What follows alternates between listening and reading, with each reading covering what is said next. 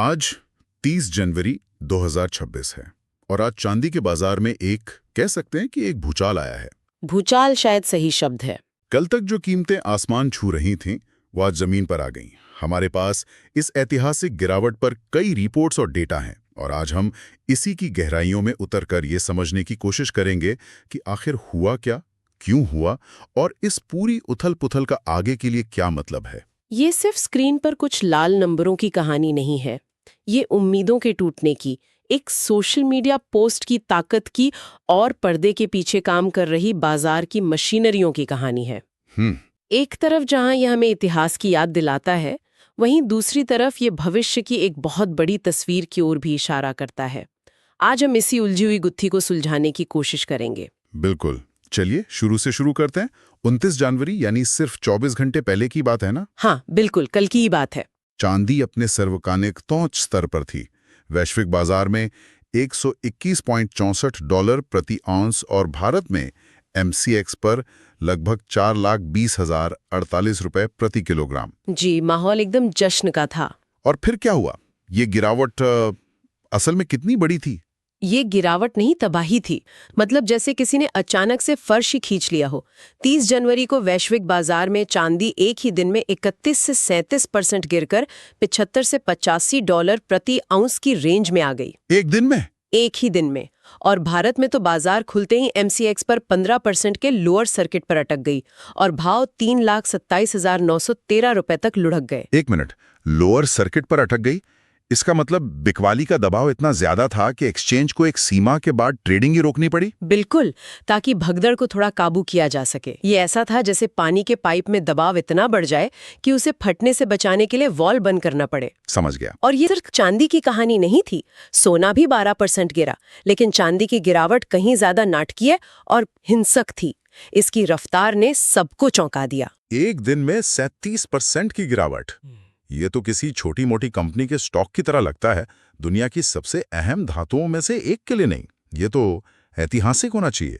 क्या पहले कभी ऐसा कुछ हुआ है? हाँ, हुआ है। और ये हमें सीधे मार्च 1980 में ले जाता है, जिसे सिल्वर थर्सडे के नाम से जाना जाता है। अच्छा, सिल्वर थर्सडे। उस समय हंट ब्रदर्स नाम के दो भाइयों ने बाजार को घेरने की कोशिश की थी और तब चांदी 4 दिनों में 50% गिरी थी। 4 दिनों में? हाँ, लेकिन यहाँ फर्क ये है कि 2026 में ये गिरावट एक ही दिन में 31-37% की थी। और क्योंकि इस बार कीमतें बहुत ज्यादा थीं, तो पैसों के लिहाज से जो नुकसान हुआ, यानी जो नोशनल वैल्यू नष्ट हुई, वो 1980 की घटना से कई ज्यादा थी। मतलब खरबों डॉलर घंटों में साफ हो गए। बिल्कुल। और इसका असर सिर्फ वायदा बाजार तक ही नहीं रहा होगा, है ना? हाँ, जब इतनी बड़ी सुनामी आती है तो आसपास का पूरा इलाका उसकी चपेट में आ जाता है। आपने बिल्कुल सही कहा, ये असर हर जगह फैला। मिसाल के तौर पर pro shares ultra silver ETF, जो चांदी की कीमतों की चाल को दोगुना करने के लिए बनाया गया है। हाँ, वो लीवरेज्ड ETF। वही, वो एक दिन में 60% से ज्यादा गिर गया। इसे ऐसे समझिए कि चांदी को जुकाम हुआ तो इस ETF को निमोनिया हो गया। और फिर वो कंपनियां जो चांदी जमीन से निकालती हैं, जैसे फ्रेजनेलो और एंडेवर सिल्वर, उनके शेयरों में 7% से 14% तक की भारी गिरावट आई। मतलब खदानों से लेकर स्टॉक एक्सचेंज तक पूरा का पूरा सिस्टम हिल गया था। ठीक है, तो हमने देखा कि गिरावट कितनी भयानक थी। अब सबसे बड़ा सवाल, क्यों? इतनी बड़ी सुनामी से पहले एक भूकंप आता है। वो पहली चिंगारी कहां से लगी जिसने इस पूरी आग को भड़काया? वो चिंगारी एक सोशल मीडिया प्लेटफॉर्म से आई। डोनाल्ड ट्रंप ने ट्रूथ सोशल पर सुबह सुबह एक ऐलान किया। अच्छा? कि अमेरिकी फेडरल रिजर्व के अगले चेयरमैन केविन वॉश होंगे। अब मजे की बात ये नहीं है कि इन्होंने क्या कहा, बल्कि ये है कि बाजार ने इसका मतलब क्या निकाला। एक मिनट, आप कह रहे हैं कि सिर्फ एक आदमी के नाम की घोषणा से खरबों डॉलर का बाजार पलट गया? ये थोड़ा अजीब नहीं लगता? क्या बाजार इतना नाजुक होता है? बाजार नाजुक नहीं होता, लेकिन बाजार की उम्मीदें बहुत नाजुक होती हैं। और ये पूरा मामला उम्मीदों का ही था। पिछले 1 साल से बाजार में एक कहानी चल रही थी, जिसे रिपोर्ट में डिबेसमेंट रेट कहा गया है।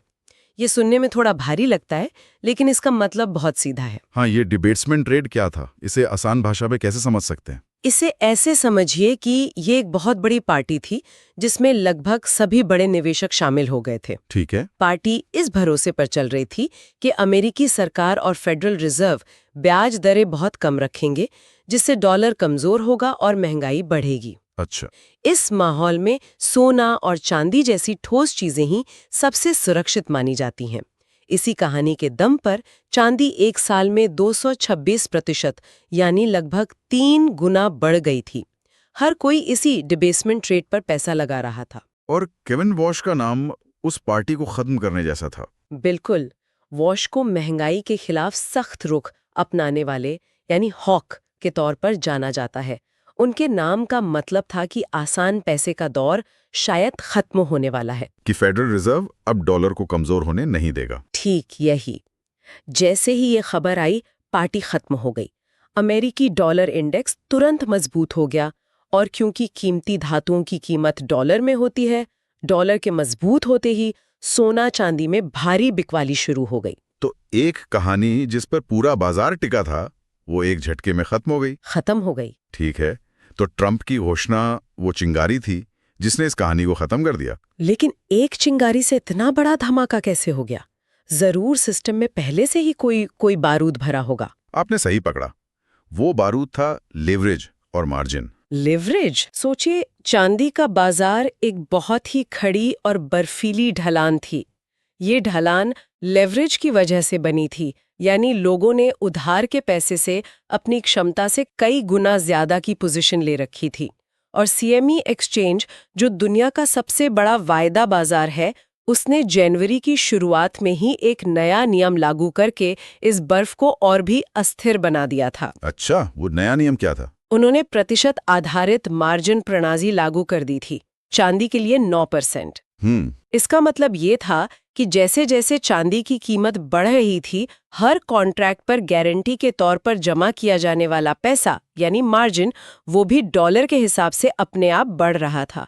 इससे ट्रेडर्स पर पहले से ही दबाव बन रहा था। वॉश की घोषणा तो बस एक तेज हवा का झोंका थी। अच्छा, तो जैसे ही कीमत थोड़ी गिरी, ब्रोकर्स ने ट्रेडर्स को फोन करना शुरू कर दिया होगा कि और पैसे डालो, नहीं तो हम तुम्हारा सौदा काट रहे हैं। बिल्कुल। और जब सौदे कटे तो बिकवाली और बढ़ी, जिससे कीमतें और गिरी। ठीक यही हुआ। इसे मार्जिन कॉल का दुष्चक्र कहते हैं। यह एक हिमस्खलन की तरह था।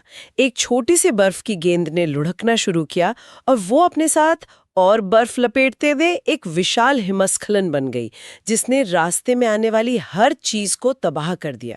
समझ गया। यह एक बहुत ही भीड़ वाली ट्रेड थी, जहां हर कोई एक ही दिशा में भाग रहा था, और जब दरवाजा बंद हुआ तो भगदड़ मच गई।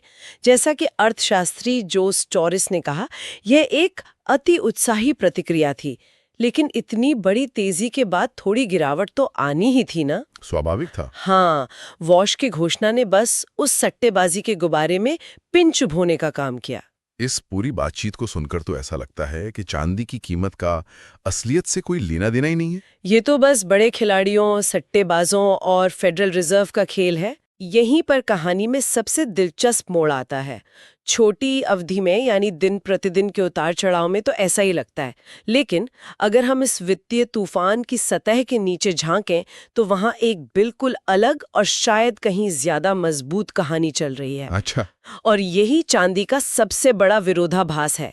ये गिरावट जहां सट्टेबाजी और मौद्रिक नीति से जुड़ी थी, वहीं इस गिरावट से पहले की जो जबरदस्त तेजी थी, वो बहुत ठोस और वास्तविक औद्योगिक मांग पर भी आधारित थी। औद्योगिक मांग।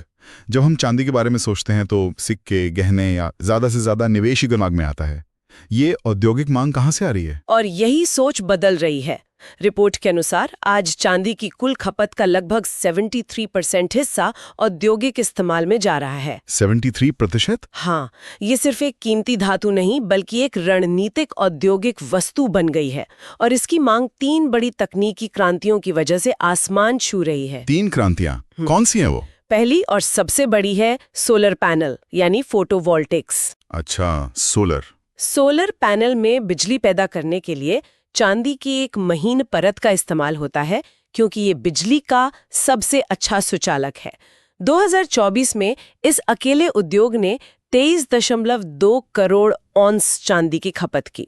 1 मिनट, 23.2 करोड़ ऑन्स सिर्फ सोलर इंडस्ट्री ने? हाँ, और रुकिए आगे सुनिए। अनुमान है कि 2030 तक कुल चांदी की मांग का 40% हिस्सा अकेले सोलर पैनल से आएगा। 40%? कुल मांग का 40% सिर्फ सोलर पैनल से? ये तो अविश्वसनीय है। मतलब हम जिस ग्रीन एनर्जी क्रांति की बात करते हैं, उसकी चाबी तो असल में चांदी के पास है। मैंने कभी इस तरह से नहीं सोचा था। बिल्कुल। दूसरी क्रांति है इलेक्ट्रिक वाहन, ईवीज। ईवीज, हाँ। एक ईवी में एक सामान्य पेट्रोल कार की तुलना में 67 से 79% ज्यादा चांदी लगती है, लगभग 25 से 50 ग्राम प्रति काड़ी। और तीसरी क्रांति अभी शुरू हो रही है, एआई और डेटा सेंटर। एआई के लिए जो शक्तिशाली सर्वर और हार्डवेयर चाहिए, उनमें उच्च विश्वसनीयता वाले घटकों के लिए चांदी जरूरी है। तो एक तरफ हमारी धरती को बचाने की जरूरत और दूसरी तरफ तकनीक का भविष्य, दोनों ही चांदी की मांग कर रहे हैं। तो मांग की कहानी तो बहुत मजबूत है, लेकिन सप्लाई का क्या हम उतनी ही तेजी से और चांदी खोद कर निकाल पा रहे हैं? यहीं पर कहानी और भी दिलचस्प हो जाती है। पिछले 1 दशक में चांदी का खनन उत्पादन कम हुआ है। हाँ। और एक बड़ी बात यह है कि चांदी ज्यादातर तांबे, सीसे और सोने के खनन के साथ एक सह उत्पाद के रूप में निकलती है। मतलब सिर्फ चांदी की कीमत बढ़ने से इसकी सप्लाई को तेजी से बढ़ाना बहुत मुश्किल है। अच्छा। इन सब वजहों से मांग और आपूर्ति के बीच एक बड़ा अंतर पैदा हो गया है। 2025 में ये 12 करोड़ ऑन्स का था और ये बढ़ता ही जा रहा है। तो हमारे पास 2 बिल्कुल अलग कहानियां हैं। एक तरफ वॉल स्ट्रीट का डर, लीवरेज की भगदड़ और सट्टेबाजी। दूसरी तरफ असली दुनिया की बढ़ती जरूरत, सोलर पैनल्स, ईवीज और एआई की मजबूत मांग। अब सवाल यह है कि यहां से आगे क्या होगा? कौन सी कहानी जीतेगी?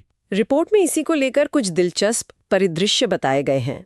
सबसे खराब स्थिति में अगर 2008 जैसा कोई बड़ा वित्तीय संकट आता है, भगवान ना करे, हाँ, तो जहां निवेश की मांग पूरी तरह से खत्म हो जाए तो कीमतें $30 प्रति औंस तक गिर सकती हैं। ये शिखर से लगभग 75% की गिरावट होगी। या फिर 2011 जैसी स्थिति हो सकती है, जब फेडरल रिजर्व ने सख्त नीतियां अपनाई थीं, तब यह $40 के आसपास स्थिर हो सकती है। और एक आधारभूत स्तर क्या हो सकता है? कोई ऐसा लेवल जिसके नीचे जाना मुश्किल हो? एक दिलचस्प अनुमान ये है कि अगर हम सारी सट्टेबाजी और निवेश को हटा दें और सिर्फ औद्योगिक मांग को देखें, तो भी कीमत का निचला स्तर $61 प्रति औंस है। $61? हाँ, लेकिन इससे भी मजबूत एक सेफ्टी नेट है, और वो है खनन की लागत। $25 प्रति औंस से नीचे की कीमतों पर दुनिया की आधी खदानें घाटे में चली जाएंगी और बंद होने लगेंगी, जिससे सप्लाई घटेगी और कीमतों को अपने आप सहारा मिलेगा। बिल्कुल। ठीक है, तो ये तो गिरावट के जोखिम हुए, लेकिन सुधार की क्या उम्मीदें? क्या ये मजबूत औद्योगिक कहानी कीमतों को फिर से ऊपर ले जा सकती है? अगर आप बुनियादी कारकों पर यकीन करते हैं तो लंबी अवधि की कहानी अभी भी बहुत मजबूत है। सोलर और ईवीज की मांग कहीं नहीं जा रही, बल्कि बढ़ रही है। हाँ, वो तो बढ़ेगी। और मांग और आपूर्ति का अंतर और बढ़ सकता है। अगर ये औद्योगिक कहानी सच साबित होती है तो कीमतें अगले 2-3 साल में $100 प्रति आउंस से ऊपर और 5-7 साल में $150-200 तक भी जा सकती हैं। वाह!